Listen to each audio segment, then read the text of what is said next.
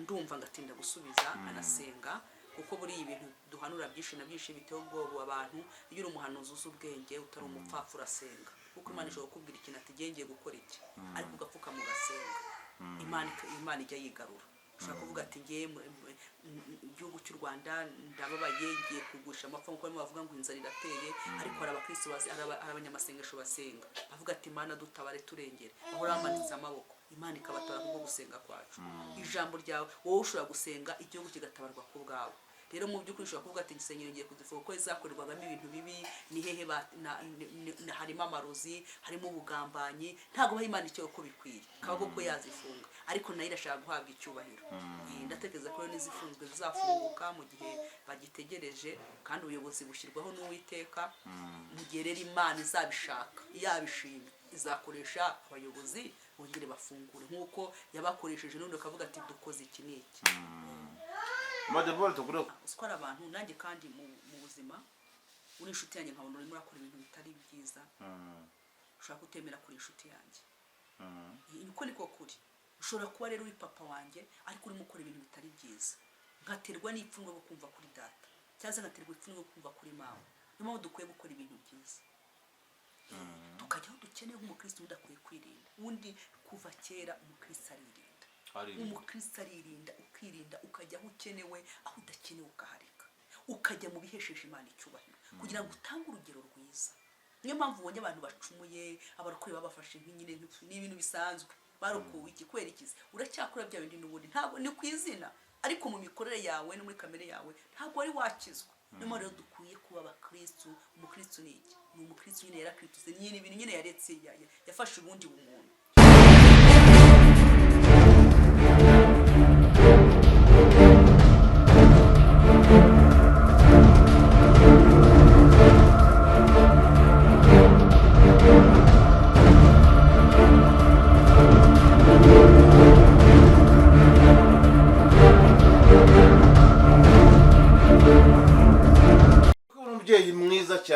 mwiza cyane wambaye neza afite agatambaro keza yambaye ikanzu nziza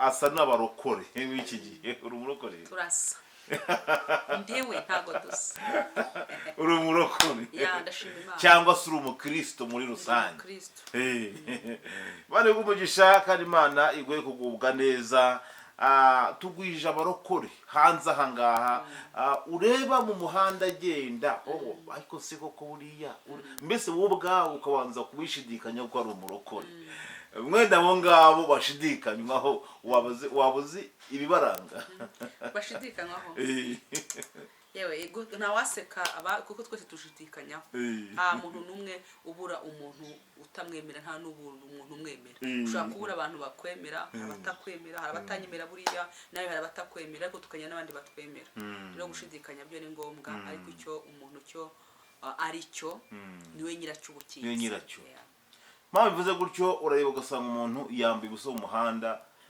ukabasanga mbese uhari ko si n'umurokore ugasanga yari hanze ugasanga ibitugu biri hanze none ibiriho n'umukondo mizinda yose iri hanze kandi ugasanga afite Bibiliya ntabwo bikwiye Bibiliya yacu ni insengero z'Uwiteka dukwiye rero kwiyubaha tukaniyubaha nyine ariko umuntu avuga ngo nyine ngo cyangwa ni mu mutima ntabwo turi mu mutima biriya ni ibintu bukubeshya ngewe nyine kubera imbuto uzanyerera nuko uzamenya ko ukijwe nyine kuko ngiye mu mutima simpareba hazwe n'Imana ariko nanone inyuma ndeba ukwebyo nyine kwiyubahisha niba uri umudamu ukambara neza rwose niba uri umugabo nawe ubwo ukambara neza kuko ntabwo twe turimo ngo turebe mu mitima twe tureba ibiriho tukareba ibiri inyuma ibiri mu mitima ni iby'Imana ngayo nguko ugasanga abantu ngo Imana ira mutima ntabwo irebe inyuma umubiri wanjye ngo hari uwanshekeje irambwa ati jewe nimba ari cyo kinshimisha iyo nambaye imene ndishima biterwa n'uwari we naho yavukiye ubwo ngubwo ariko mu by'ukuri iyo wahindutse uba wahindutse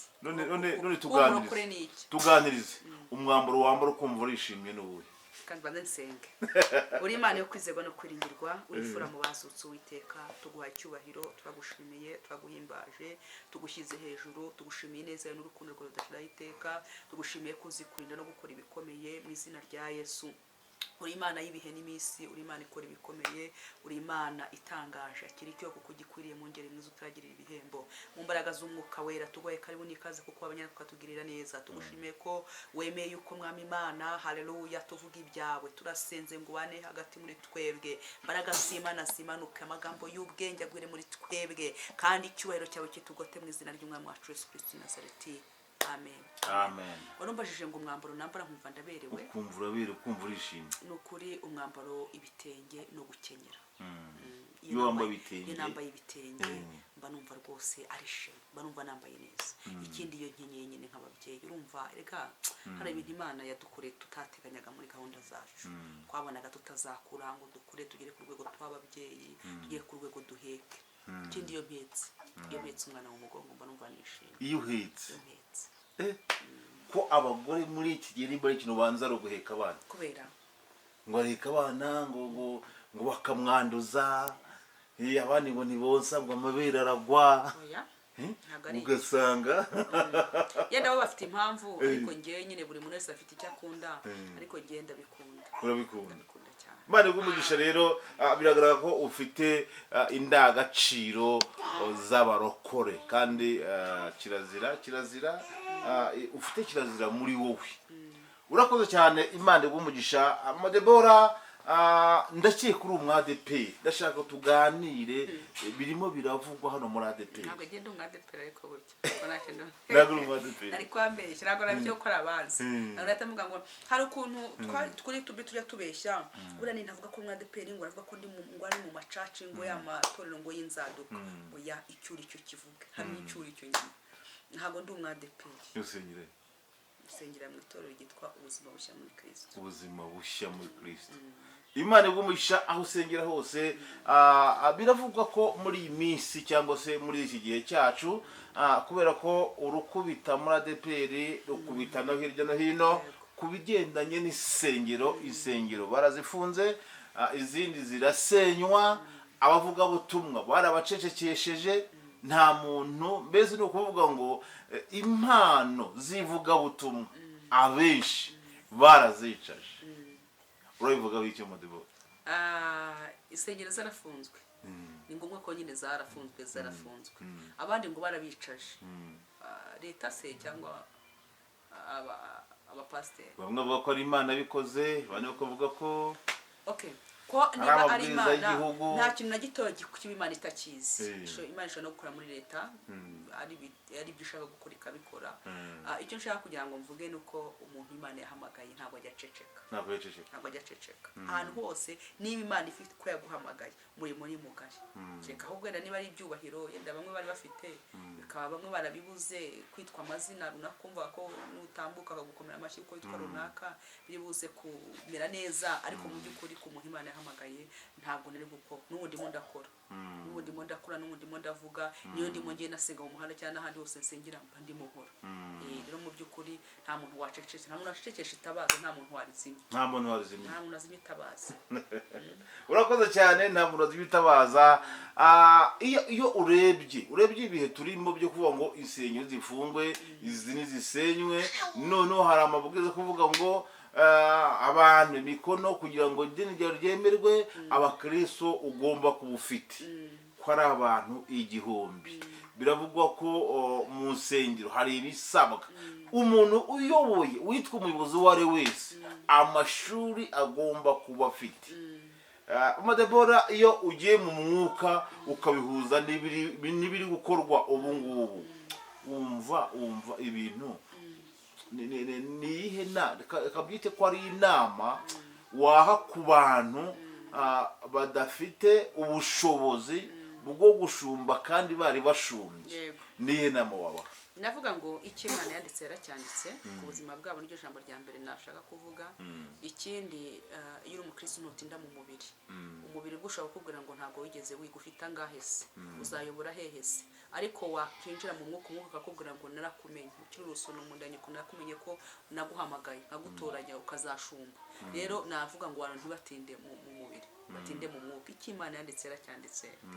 Nigishaka kizasore mu myaka 20, ariko icyanditse yaracyanditse. Niyo yakubwiye ko uzashumba, bushobora no gushumba n'abanjye ubundi abashumbye abana banjye ndabashumbye urugo rwanjye ndashumbye najya hanze ntabwo u Rwanda iyo uciye ku kibuga cy'indege ntabwo bakubwira ngo ugiye hehe ntabwo bakwima ngo kuko ugiye kuvuga ubutumwa ya mu bihugu bitandukanye turavuga n'ahangaha turavuga kuri YouTube turavuga mu by'ukuri abantu ahubwo twebwe nitwe dufite ikibazo ariko Imana ntifite ikibazo na leta irimo ibwira abantu ngo ntibakore gutya na gutya ntabwo ariyo kibazo ahubwo twebwe ikikurimo ese ukora gute ese warahamagaye koko cyangwa n'ibyo wishyiramo ntabwo wahamagawe niba waravuganye n'Imana ikaguhamagara ahubwo ngo ndaguturanyije uwo murimo wawe ntabwo izabura ukuri abantu benshi bashaka gusenga abantu benshi bafite ibibazo bitandukanye kandi abakozi Imana barakenewe ahubwo twebwe abakozi Imana niko dufite ikibazo ntabwo twiha agaciro nk'abagabura ibyera by'Imana nk'umuntu ufite isezerano ry'uko azaba umushumba cyangwa se azaba pasiteri reka tubyite gutyo akaba adafite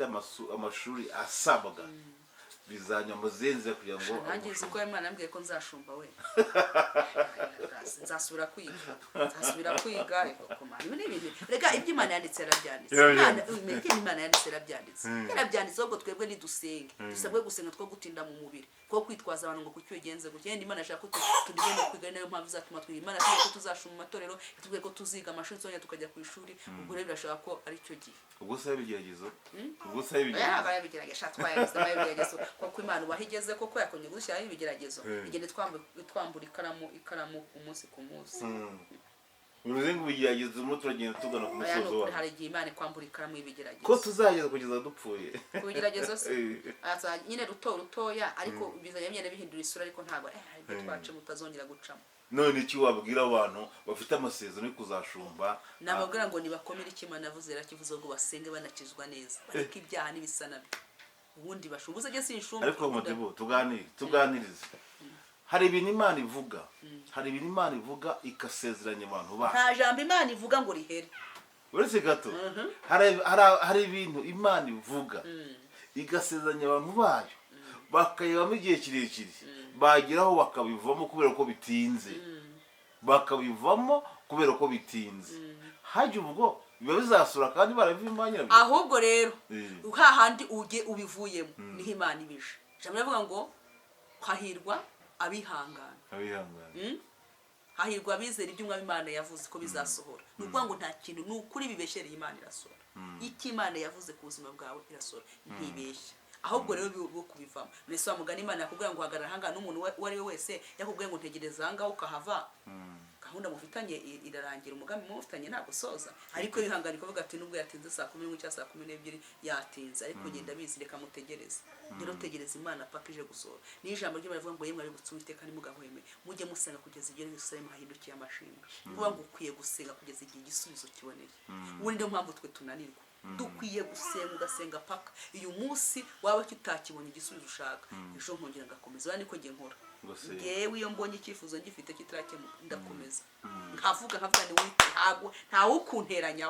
ntawe ukunteranyaho ntiwumva amabwire ntushingiye ku nduru zivugwa gusupfa kubumbona gusa mu mwanya mpagaze nkurindira irabikora rero niyo nama bagira abantu bari kurambirwa bakava mu byizere birambirwa nange sinarambiwe bafunze isengero kadore kuri covid irabaye kubera ko nta wari wemerewe gusohoka umara amataro ntayabaga abantu bajya kunywa inzoga abantu bajya gusambana abantu bajya kwiba uriya ni umurengwe rega none isengero zifunze basubiye mu kabari uriya ni umurengwe inshuti yanjye uriya ni umurengwe ni uko yakwibagirwa ko tucyambara umwenda umwe siko tutasambanaga tutibaga ni amasezerano yasohoye bitura Imana rero kuvuga ateka tusubire mu byaha ni umurengwe bana mukene ujya gusambana nta mukene ujya gusambana nta mukene ujya gusambana umukene urabura abakennye mu mutwe ushobora kuba ukennye mu buryo bw'umubiri ushobora kudafite amafaranga ariko mu mutwe ufite ubwenge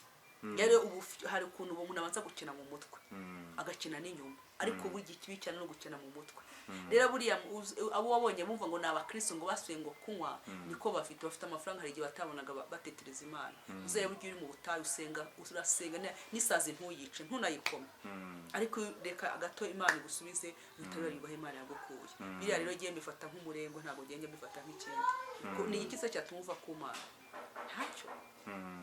ntacyo tumva ku Mana urakoze cyane. Imana y'umugisha. Hari iyo tuvuze insengero tuba tuvuze ahantu abakristo bahurira bagasenga Imana. Hari insengero zafunzwe bavuga ngo ntabwo zujuje ibisabwa, ariko tuvugana bakoze ibishoboka byose buzuza ibisabwa, barangije nabwo ntibafungurirwa. Ikindi kiyongerewe birimo biravugwa ko n'izihagaze n'izifunguwe nazo zigiye kongera gufungwa. Hari igihe kigeze kubaho ubuhanuzi buvuga ngo abantu barirwaniriye bafungura insengero kandi Imana itari yazifungura. Madebora nimba ubwo buhanuzi bwumvise ko hari insengero Imana yafunze itari yafungura, none hakaba hari zirimo zirashaka gufungwa kandi n'izuje ibisabwa zidafungurwa. Madebora, tuganirize kuri ubwo buhanuzi, utuganirize ni kuri insengero. Ni iki wowe nk'umunyamasengesho Imana ikubwira muri ibi bihe? Icyambere no kwitonda, ikindi niko yavuze ngo icyubakenye ntago nzagihunde. Sinibaze rero ukuntu Imana yavuga ngo yego nibyishobora kuvuga ngo hari ndafunze nanjye uzafungura, kuko hari igihe akagezi gakamaye n'igihe kongera kakazana amazi, ariko ntago numva nayo Imana ikunda icyubahiro. Ntabwo ari ishaka ko yazima mu Rwanda ngo reko kutavuga, irikunda. Imana irikunde, ni inyacyubahiro. Rero ifite uko izabigenza.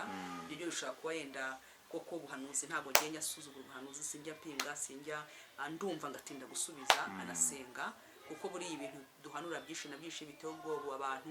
Iyo uri umuhanuzi uzi ubwenge utari umupfapfu urasenga, kuko Imana ishobora kukubwira ikintu ati ngiye gukora iki, ariko ugapfuka mu gasenga. Imana ijya yigarura. Ushaka kuvuga ati ngiye mu gihugu cy'u Rwanda ndababaye, ngiye kugurisha amapfa, kuko barimo bavuga ngo inzara irateye, ariko hari abakristo abanyamasengesho basenga bavuga ati Imana dutabare turengere, aho ramanitse amaboko Imana ikabatabara kubwo gusenga kwacu. Ijambo ryawe wowe ushobora gusenga igihugu kigatabarwa ku bwawe. Rero mu by'ukuri ushobora kuvuga ati insengero ngiye kuzifunga kuko izakorerwagamo ibintu bibi, ni hehe harimo amarozi, harimo ubugambanyi, ntabwo baha Imana icyo uko bikwiye, kabago ko yazifunga, ariko nayo irashaka guhabwa icyubahiro.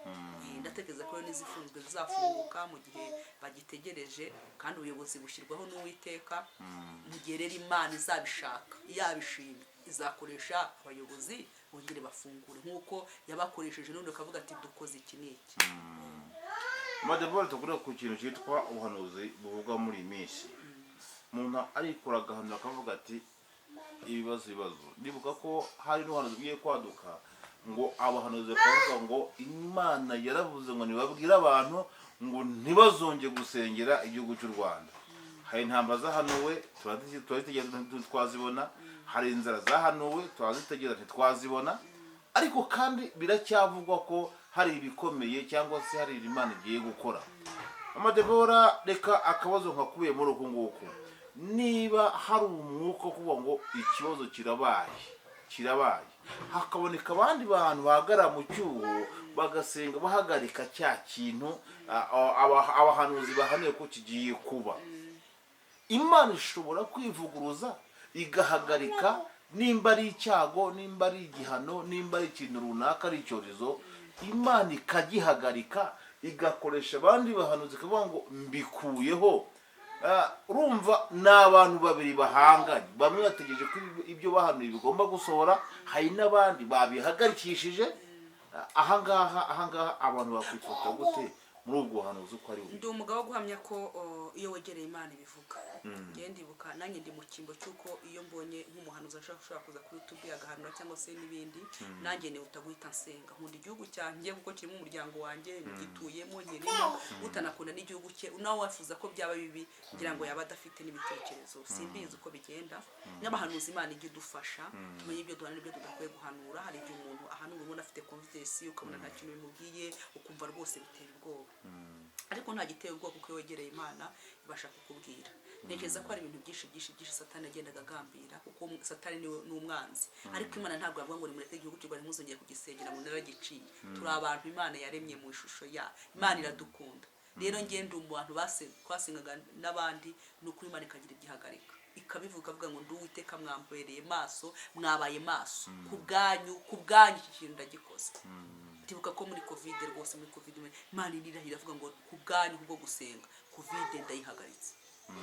twarasenze n'ibindi bishi tutabasha kurondora kuko dukora icyambere icyo muri no misi none abantu bashaka kugira ngo bone niko bashaka kumenyekana reka mbabwire ko nasenze ariko iyo ukoze mu buryo bw'umwuka ubundi abakozi b'Imana tugaragara nk'imburamumaro abanyamasengesho bagaragara nk'imburamumaro nk'imburamikoro imbere y'abantu ariko mu bwami bw'Imana bakoze ikintu gikomeye rero birashobora ko umuntu yahanura umuhanuzi hari umuhanuzi uhanura ibikomeye hari n'umuhanuzi uhanura amahoro hari n'umuhanuzi uhanura ibikomeye kuko nyirabyo yahawe wibuke ko cyagiye Yesaya yagiye yarahanuwe utagwanuye Ezekiya aravuga ati uyu munsi Uwiteka arantumye ngo urage utange usezere kuko Uwiteka agiye kugucyura ariko ngo Ezekiya yigira confidence yibuka ko ari Imana y'inyembabazi icyo cyonyine kuko ari Imana y'inyembabazi kandi ni Imana itinda kurakara ikihutira kubabarira Imana ihimbazwe cyane hanyuma ngo ahita agenda arasenga arapfukama aravuga ati Uwiteka Imana nyir'ingabo ndabiziza umutima ugira dore icyo nshingiyeho wibuke ko nagendaga mu nzu yawe nkakora ibishimwa nawe dore n'inyundo ya kino binaguze kubera ibigirwamana yerekanye ishyaka yakoze mu murimo w'Imana igihe cyose iyo werekanye ishyaka mu byo urimo ushaka gukora Imana ntabwo gutererana rero birashobora ko Imana yavuga ati igihugu cy'u Rwanda kigiye kujya mu gutya ariko hakaba abanyamasengesho batakira Imana bayinginga bayihamagara bayishaka bayitakira amabona n'injoro Imana ikaza ikabumva birashoboka Imeze ki Imana ntiyamwongereye iminsi yo kubaho se yaramwongereye wa wundi wari warahanuye ataragera yimusubiza avuga ati ongera usubire mbonye umutima we mbonye ko aciye bugufi mbonye ko ashatse mbonye ko hari ibyo anyibukije hari ibyo tugomba kwibutsa Imana hari umuntu ushobora kuzarwanira mu gitondo ariko ijoro rimwe gusa warira rekanezeza Imana ikavuga ngo kubgawe kino gihugu cy'u Rwanda ndakirinze kubgawe urindiye abana kubgawe ngira ngo nawe uri umukristo urabizi hari ibintu byinshi Imana igenda ivuga turimo turabwira yenda abatwumva aribwo bwa mbere ariko tuzi neza ko Imana ikora dushingiye imyaka tumaze umuhanzi musenyere kwezi kwa mbere musenyere kwezi kwa kane musenyere kwezi kwa gatanu ariko dushimwe Kristo rero twebwe y'abanyamasengesho bashinzwe kubona ibyo Imana yatanze ibyo abahanuzi bakoresha hari n'abanyamasengesho basubiraho gutakambira Imana umuhanuzi ashobora kuzagana akavuga ati yewe ijuru ryanyeretse gutya na gutya ijwi ryumvise gutya na gutya ashobora kumva ari ijwi ry'Imana cyangwa se n'indi jwi hari n'igihe umuntu akoresha amarangamutima ye hanyuma warangiza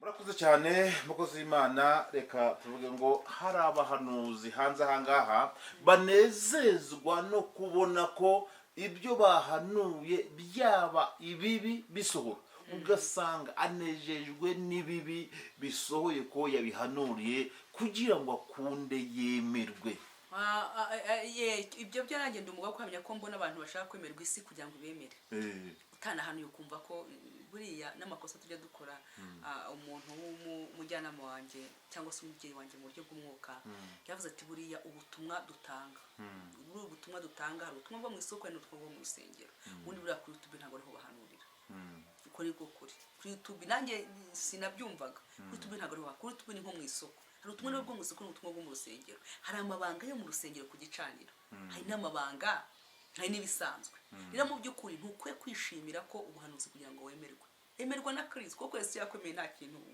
nta wakwanga guteze Imana yakwemeye ninde wakurwanya rero mu by'ukuri ntabwo bikwiye dukwiye kugira ibyo tuvuga n'ibyo tudakwiye kuvuga hari igihe Imana ishobora kwereka kuko ngo ku gihugu cy'u Rwanda Imana igakwereka kandi ntabwo urugero ikakwereka ibikona bifite icyo bisobanura byinshi ubwo n'urugero ntazi uko abantu bajya babivuga ariko iryo nibanga ngiye Imana impaye ku gihugu cyanjye iransaba kugira ngo negere n'ingi bibwiye ntabwo ibwiye igihugu cyose yendeshaho ko hari indwara z'ibyorezo ushobora kuvuga ati banyarwanda ababyeyi ni musengera abana n'uri kure kuko akabyumva ariko nabonye gutya na gutya ukajya kubese ubuhanuzi n'inyurabwenge kuko nta kintu Imana yaduhereye ubwenge ese koko birakwiye ko mbishyira ku isi yose cyangwa bigenewe ngewe n'Imana impaye ibanga ry'igihugu cyanjye ni igihugu cyanjye ntabwo uri muri Amerika ashinzwe kumenya icyo u Rwanda Satani rugambiriye cyangwa Imana rugambiriye ubwo reka jyewe senge reka ndwanye umwanzi ushaka gutera ibitero kuko umwanzi igihe cyose ashaka gutera ibitero rero iyo umuntu wishimiye murapfuye murashize nawe uzahura n'ingorane hari nyoko wanyu uri ikibugo hari so wanyu utuye hanaha ntabwo ukwiye guharanira kuba umwizerwa ukabera amaso igihugu cyawe nkuko nkwiye kubera amaso urugo rwanjye nk'uwo nkwiye kubera amaso igihugu cyanjye urakoze cyane Imana igumugisha kuri social media ni mu isoko si ngombwa guhanurira mu isoko kuko ari inyungu Imana ifite yo guhanurira mu isoko, kubwira abanyabyaha ngo Imana ngo ije gukora ibi n'ibi. buri Imana ntabwo yanga umunyabyaha, yanga icyaha. Yifuza ko igihe cyose mu Debora yamubonamo. Niyo mpamvu yanga no kundimbura, akavuga ati reka uyu munsi nihangane, ahari ejo azaba mwiza, kuko uyu munsi naba mubi, ejo nkaba mwiza. Nkuko mbere turi babi tutaramenya Kristo, hari ibyo twaretse, hari ibyo twaretse ku bwa Kristo aje araduhindura rwose, ibyo turabireka, tubivamo turabireka. Ubwo kumenya Kristo araza araduhindurira ubuzima. Rero mu by'ukuri na wa wundi utari wamenya Kristo, umwumva mu matwi, akwiye guhura nawe. Kumwumva ni kimwe, no guhura nawe ni ikindi. Niyo mu by'ukuri hari igihe natwe twamwumvaga Yesu ariko tutari twamumenya, ariko hari igihe twamwumvise twanje no turanamumenya, na ya Mana rero cyashaka wa wundi. Niyo mpamvu tudakwiye kuza dutera abantu ubwoba. Niyo mpamvu abanyamasengesho mu by'ukuri bakwiye kuba maso. Kavuga ati se ko mu Debora ahanuye kuri YouTube, okay, hari amakosa yenda akoze, hari ibyo havuzweho ko, ariko reka jyewe nsenge. Giye ku gihugu cyacu y'intambara, amaraso aratembye, ariko si wite turakifuza ko byagenda gutya. Tukwiye gusenga tugapfukamo, tugahamagara Imana, tukagira aho tuyihererana, tukagira ibyo itubwira. Niyo mpamvu igihe cyose iyo utagendeye mu by'Imana ishaka ngo ubane n'Imana igira ibyo ikubwira, ukora amakosa. Uri umukozi w'Imana ukora amakosa, ugahanura kandi uhanuye mu by'ukuri mu kintu kitari gikwiye. Tubase buno buhanuzi bwari bukwiye. Hari igihe ushobora kuza nkaguhanurira kuri YouTube, ugiye ku giti cyanjye nk'imikorere yanjye, ushobora kukubwira message kuri YouTube hano, dukase kamera turangije, ushobora kubwira nti Imana ibwiye iki n'iki, kuko ni icyawe, nta wundi ugikeneye kugira ngo akivuge. Ariko kuri ko nyine yenda hari n'igihe tuba twinifite n'abantu twagiranye n'utubazo inshuro nyinshi, reka giye mbyereke ku isi yose ijya bibone, ariko message ni yawe, ntabwo ari yundi. Niyo mpamvu rero abahanuzi dukora amakosa menshi, inshuro nyinshi nitwa twanahuguwe, nitwa twanemeye ko banaduhugura. Hari igihe wumva ukumva ubuhanuzi buraje ariko utamenye kuzabutanga, ngo akuntu ushobora guteka ibiryo utamenye kuza kubigabura. Ariko birakwiye ko umenye ukuzi kubigabura. Kubiteka ni sawa, ariko no kubigabura ni ikindi kintu. Wabitetse birahiye, ariko sura bigabura uti, urabigabura neza n'ababirya babibonemo neza. Ngero dukora amakosa menshi usibye ko tutanahugurwa. Inshuro nyinshi ushobora kugura mugenzi wawe, ngemba muri YouTube cyane, ushobora kwicara n'umugore ukamugatira ko ntabwo bikwiye. Menye uko ukwiye kugenda, uri umubyeyi ufite abana, ufite imiryango washatse, n'ubwo umugore wawe yaba yaranze. Kuko nimbonye abantu benshi umugabo ashaka kukwangira ariko ugakomeza ukora n'umuryango washatsemo. Ufite abantu barimo bakureba, ufite abantu bazakwigiraho, ufite amateka y'abakobwa bawe n'abahungu bawe barababyaye. Ese uzasigaye he mateka? Wowe uri mu bagenda, ariko se uzabasigira he mateka? Ese umwana we yari ku ishuri aterwa n'ishema ryo kumva ko ukwiye kwitwa umubyeyi we? Uzi ko ari abana, uzi ko ari abantu. Nanjye kandi mu buzima uri inshuti yanjye nkabona urimo urakora ibintu bitari byiza, ushobora kutemera kuri inshuti yanjye. Niko niko kuri. Ushobora kuba rero uri papa wanjye ariko urimo ukora ibintu bitari byiza, nkaterwa n'ipfunwe bwo kumva kuri data, cyangwa nkaterwa ipfunwe bwo kumva kuri mama. Niyo mpamvu dukwiye gukora ibintu byiza, tukajya aho dukeneye. Nk'umukristo udakwiye kwirinda, undi kuva kera umukristo aririnda. Umukristo aririnda, ukirinda, ukajya aho ukenewe, aho udakenewe ukahareka, ukajya mu bihesheje Imana icyubahiro kugira ngo utange urugero rwiza. Niyo mpamvu ubonye abantu bacumuye, abarokore babafashe nk'inyine n'ibintu bisanzwe, barokowe iki kwera ikizi, uracyakora bya bindi n'ubundi ntabwo ni kwizina, ariko mu mikorere yawe no muri kamere yawe ntabwo ari wakizwa. Niyo mpamvu rero dukwiye kuba abakristo. Umukristo ni iki? Ni umukristo nyine yarakrituse, nyine ibintu nyine yaretse, yafashe ubundi bumuntu. Ndi umukristo, haleluya, nzahora ndiwe mu bintu byose ngeze kugupfa. Haleluya, umukristo wo mu mutima, kuko usigaye nkunda Kristo. Icyatumye apfa yazize njyewe, nabuzwa n'iki kujya mukunda.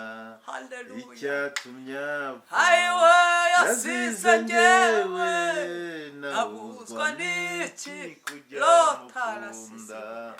Ndi umukristo, icyo ni ikintu gihumuriza umutima wanjye, kinyibagiza ibyago byose, nkumva nduwe. Haleluya, haleluya. Reka tugarukire aho ngaho, ariko cyaduha tukaba Hallelujah. Kristo mu mutima Hallelujah. kandi bigasesekara no ku mubiri Hallelujah. abantu bakatubonamo abantu b'Imana. Amen. Byagira umusaruro kuruta ibyo tuvuga tutabikora. Abantu benshi bagwije ibyo bavuga ariko batabikora. Rero aho kugira ngo uvuge ibyo udakora nta musaruro bigira, byihorere nyiricecekere. Byihorere kuko ubu mvuze ko ndi umukristo ko nagera inyuma nkiyerobeka, ninjye waciye ibintu, ninjye watwabaga w'abandi, ninjye ukura ibyinyo, ninjye we mubi, ninjye ugira ahantu nkateranya, ubu ibyo navuga byose nta nyungu bifite. Ariko niba ibyo mvuga mbikora bifite inyungu nyinshi cyane kandi inyungu nzazibona. Madebora, katukureke uganiza abantu ijambo ry'Imana. Hari ikintu Uwiteka Imana yashyize ku mutima wawe, reka tuguha akanya ukiganize aho duteze amatwi. Karibu. Imana ishimwe kandi himbazwe. Turacyari mu myifatire y'abakristo uko bakwiye kumera, kandi mu by'ukuri koko dukwiye kuba abakristo abantu bakabimenya, atari ku izina ahubwo no mu bikorwa ugakora. Kimwe ni ukuvuga, ikindi ni ugukora. Ukwiye kuvuga Kristo kurimo kandi akamamara. Reka dusome ijambo ry'Imana dusanga mu byakozwe n'intumwa ibice ni 4 umurongo wa 32 turageza kwa 33. Turavuga ngo uko abakristo ba mbere basangiraga ibyabo, abizeye bose bahuzaga umutima n'Imana, kandi nta n'umwe wagiraga ubwiko ku kintu, ahubwo byose barabisangiraga. Kandi intumwa zagiriraga imbaraga nyinshi zo mu guhamya kuzuka k'umwami Yesu. Nuko rero ubuntu bw'Imana bwinshi bukaba kuri bo bose. Amen.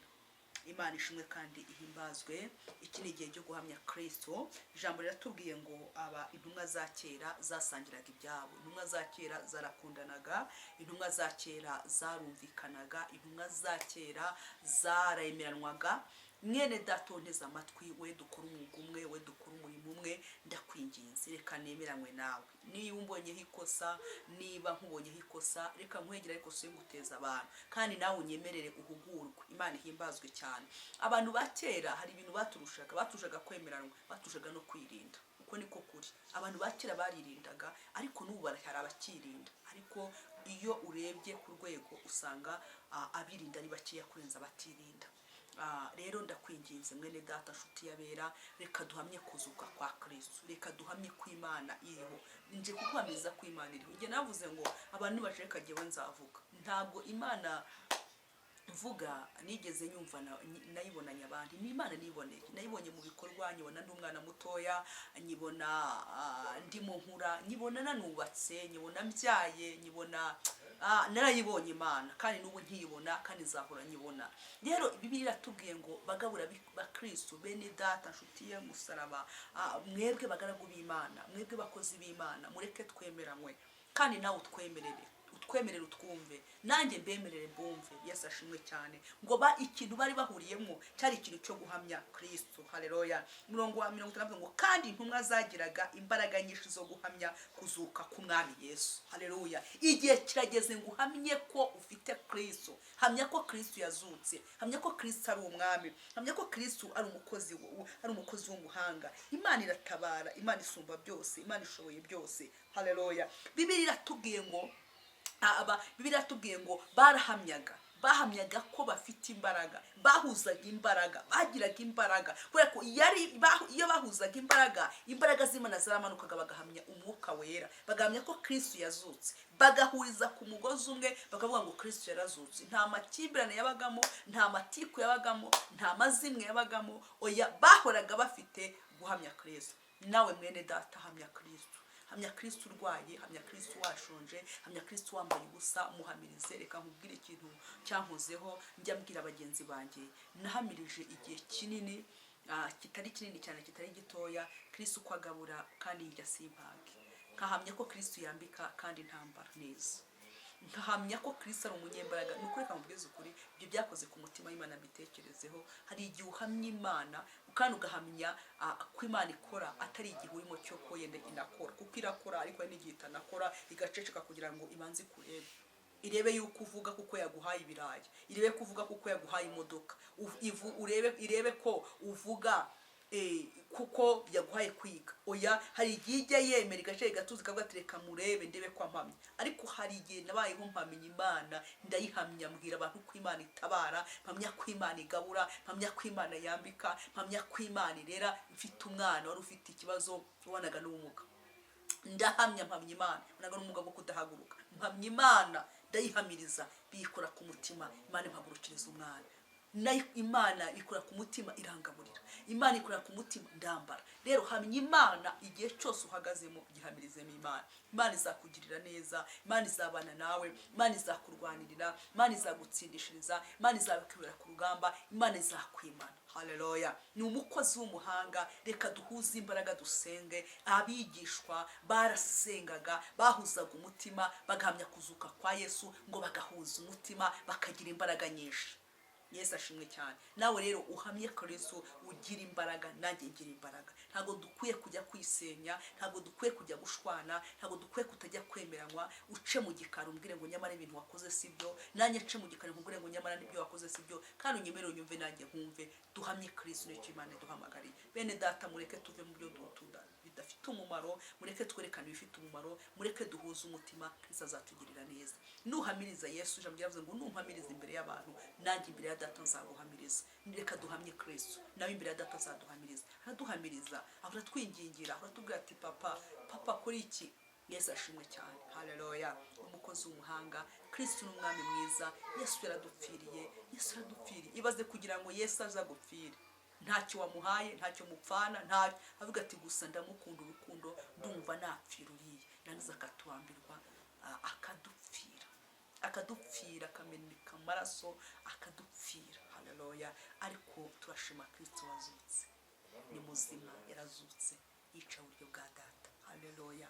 Rero dukunda Imana, tuyihamirize. Jye nawe dukundane. Mama, imirango na mugenzi wawe mukundane. Icyo ufite mu gisangire, inama wumva wamugira uyimugire. Ntiwemere ko mugenzi wawe aseba, ntiwemere ko mugenzi wawe arira. Oya, mubere imbaraga. Haleluya. Mubere imbaraga. Ntiwemere ko mugenzi wawe yicwa n'agahinda. Mubere imbaraga, mwuzuze, mubere imbaraga. Ko ngo intumwa zarafatanyaga ngo zigahamya Kristo. Haleluya. Bagahuza imbaraga zikaba nyinshi, bagahuza Kristo. Wa mugabo we ntawe wifuza ko mugenzi wawe aseba, ahubwo mwuzuze, mufata ukuboko, nibyo Kristo agushakaho. Mu gihe ugihumeka umwuka w'abazima, wipfusha uwo mwanya ubusa. Uyu munsi njya mvuga ngo ngiye umunsi ugeze mu gitondo, mpita nitegeza nkavuga ngo Mana ndagushimye, nkagira amagambo usenga, nabo ngasenga ijambo rivuga ngo Mana ntunyibagize ko ari uhangejeje. Burya indwara mbi ni ukwibagirwa. Indwara mbi ni ukwibagirwa umuntu wakugiriye neza. Indwara mbi ni ukwibagirwa umuntu waguhaye inka. Indwara mbi ni ukwibagirwa umuntu waguhaye inka, reka ngiye ubugingo. Indwara ni ukwibagirwa umuntu wagukuye hande akakwifuriza ibyishimo utari ubifite. Imana ishimwe cyane. Rero iyo ni indwara mbi, ariko mureke dukunde Kristo, azatugirira neza. Wa musore wa mukobwa we, bera ubugingo mugenzi wawe, mubere ibyishimo. Ni wowe ukwiye kumwuzuza, ni wowe ukwiye kumufubika, ni wowe ukwiye kumubera ku rugamba, kandi nawe akwemerere abikore. Tugiye gusenga Imana rero. Imana irashoboye, Imana irakora, Imana ntihemuka. Haleluya. Iyi ntego y'ijambo turimo twiga, hari icyo Imana yagushigarije, kandi icyo Imana yagushigarije gikora. Ni ukugira ngo ukore imirimo myiza muri Kristo, ni ukugira ngo unezeze mugenzi wawe, ni ukugira ngo iminsi ugihumeka usengera abarwayi, usengera abafite ibibazo, abakeneye ubufasha ububahe, ubabera amaboko. Tugiye gusenga Imana. Mana data wa twese mwiza, uri umukozi w'umuhanga, ntujya uhemuka, ntujya uhindurwa n'ibihe Uwiteka. Uko ari ejo niko ukiri. Mu izina rya Yesu sengera abafite ibibazo, mu izina rya Yesu afite intimba n'imibabaro, abafite amarira adashira, iyo umunsi ukamya amarira, babuze inzira ubacira inzira. Mu izina rya Yesu mwami, ababuze mwami Imana, hari igihe kigera kumva ko nta muntu wagukunda, ariko uzana abakunda ku buzima bwabo, uzana ababwira amagambo meza. Namaze kumenya ko Uwiteka Imana Nyiringabo, ijambo ryiza gusa ryatuma umuntu ahaguruka, ijambo ryiza gusa ryatuma umuntu abaho, ijambo ryiza gusa ryatuma umuntu yumva ko akomeye, ijambo ryiza gusa, haleluya, ryageraho rigukura naho rikugeza. Turasenze rero ngo bari mu kaga n'amakuba, abo bose ubarengere, neza y'Imana igaragare, imbaraga z'umwuka wera, Jesu Senyeri mora, utabara abakeneye gutabarwa, barwaye ubakize, mu izina rya Yesu mwami. Oh haleluya. Imfubyi n'abapfakazi ubibuke, kandi ubarengere rwose, badafite kirengero ubarengere. Oh haleluya. Abarengana ubarenganure, uko ushoboye byose mwami. Urakoze Uwiteka. uwiteka, urakoze mukunzi wanjye, ndagushimye mwami. Oh haleluya, hari umwijima ukwiye ku bantu bawe, hari umucyo w'Imana ubajeho, izina ry'Uwiteka nirihabwe icyubahiro mu mbaraga z'umwuka wera. Amen, amen, amen. Imana ibahe umugisha, tubakunda mu izina rya Yesu. Amen, amen. urakoze cyane. Imana ibahe umugisha.